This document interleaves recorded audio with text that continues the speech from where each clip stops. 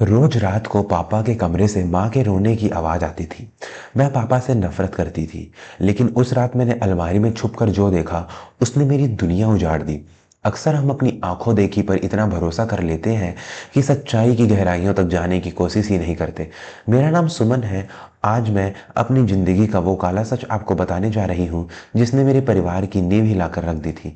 मेरे पापा, जिनका नाम रघुवीर था, स्वभाव से बहुत ही शांत और गंभीर इंसान थे। सरकारी नौकरी दफ्तर में बाबू की नौकरी करते थे और दुनिया की नज़र में एक बहुत ही शरीफ और ईमानदार आदमी थे। लेकिन घर की चार दीवारी के अंदर मेरी नज़र में वो किसी राक्षस से कम नहीं थे। मेरी माँ लता बहुत ही खूबसूरत और नाजुक सी महिला थी। मुझे आज भी याद है, जब मैं छोटी थी तो हमारा घर खुशियों से भरा हुआ लगता था। लेकिन जैसे जैसे मैं बड़ी हुई, मैंने महसूस किया कि हमारे घर में एक अजीब सा सन्नाटा पसरा गया है। मेरे पापा और माँ अलग अलग कमरों में सोते थे, लेकिन हर रात करीब 11 बजे पापा माँ को अपने कमरे में बुलाते थे। माँ दबी हुई आवाज़ में मना करती थी। उनकी आंखों में डर होता, लेकिन पापा का आदेश मानकर वो सर झुकाए उनके कमरे में चली जाती थी। और फिर शुरू होता था वो सिलसिला जिसने मेरे बचपन में को खौफ से भर दिया था। पापा के कमरे का दरवाजा बंद होते ही थोड़ी देर में माँ की सिसकियाँ सुनाई देती थी। कभी कभी जोर से रोने की आवाज़, तो कभी किसी चीज़ के गिरने की। मैं अपने कमरे में तकिए में मुंह छुपाकर रोती रहती थी। मेरा दिल करता था कि मैं दरवाज़ा तोड़ दूं और अपनी माँ को उस जालिम इंसान से बचा लूं, लेकिन मेरी हिम्मत नहीं होती थी। पापा का वो सख्त चेहरा और उनकी लाल आंखें मुझे डरा देती थी। सुबह जब माँ कमरे से बाहर आती तो उनकी हालत बहुत खराब होती थी। उनकी कलाइयों पर लाल निशान होते, कभी कभी होठों पर सूजन होती। वो बिना किसी से कुछ बोले सीधे बाथरूम में घुस जाती और घंटों नहाती रहती, जैसे वो अपने शरीर से पापा के छुअन को धो देना चाहती हो। मैं जब उनसे पूछती, माँ पापा आपको क्यों मारते हैं, हम पुलिस के पास क्यों नहीं जाते, तो माँ मेरे मुंह पर हाथ रख देती और रोते हुए कहती, नहीं बेटी, तुम नहीं समझोगी, ये सब हमारी किस्मत है। तुम्हारे पापा मुझे छोड़ेंगे नहीं, और अगर हमने कुछ किया तो वो तुम्हें भी नुकसान पहुंचा सकते हैं। माँ की ये बातें सुनकर मेरे मन में पापा के लिए नफरत का ऐसा बीज बो दिया गया था, जो अब एक विशाल पेड़ बन चुका था। मैं 22 साल की हो चुकी थी और अपनी नौकरी लगने का इंतजार कर रही थी, ताकि अपनी माँ को लेकर इस नरक से दूर भाग सकूं। पापा मेरे लिए मर चुके थे, मैं उनसे बात तक नहीं करती थी।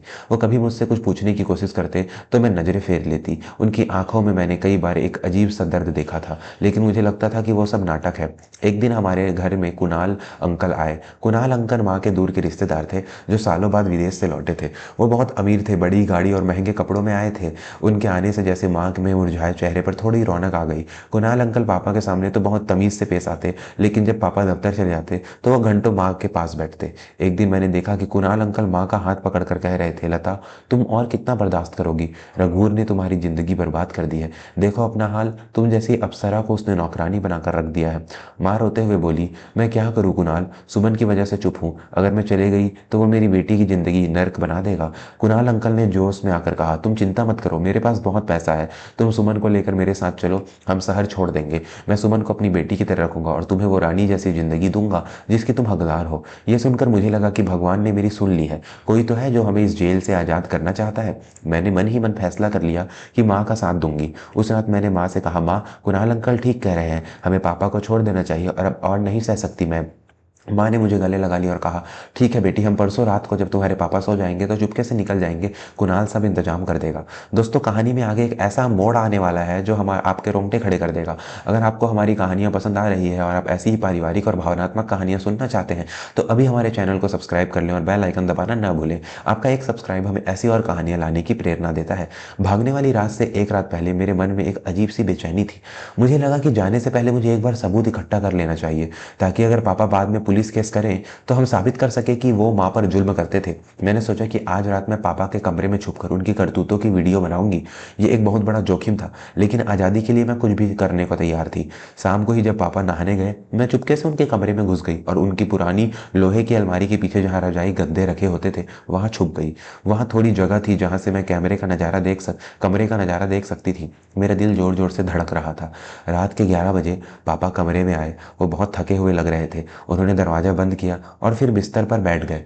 थोड़ी देर बाद माँ कमरे में आई। आज माँ के चेहरे पर वो डर नहीं था जो हमेशा देखती थी। मैं उनके चेहरे पर एक अजीब सी क्रूरता थी। पापा ने हाथ जोड़कर माँ से कहा, लता, आज तो रहने दो, मेरी तबीयत ठीक नहीं है, सीने में दर्द हो रहा है। मैं ये सुनकर हैरान रह गई। पापा गिड़गिड़ा रहे थे। तभी माँ ने जो किया उसे देखकर मेरी सांसें अटक गई। माँ ने जोर से हंसते हुए कहा, दर्द? अभी तो असली दर्द शुरू भी नहीं हुआ रघुवीर। तुम्हें क्या लगा तुम मुझे उस कुणाल के साथ जाने से रोक लोगे? अगर तुमने कल तक वो जमीन के कागजात मेरे नाम नहीं किए तो मैं खुद को इतना जख्मी कर लूंगी कि पुलिस तुम्हें ताउम्र जेल में सड़ा देगी। ये कहते ही माँ ने अपने ही साड़ी का पल्लू फाड़ दिया। उन्होंने अपने नाखूनों से अपने ही गालों को नोचना शुरू कर दिया। वो खुद को थप्पड़ मारने लगी और जोर जोर से चिल्लाने लगी, बचाओ मुझे, मत मारो, छोड़ दो मुझे। मैं अपनी आंखों पर यकीन नहीं कर पा रही थी। पापा अपनी जगह से हिले भी नहीं थे, वो बस सिर पकड़ कर बैठे थे।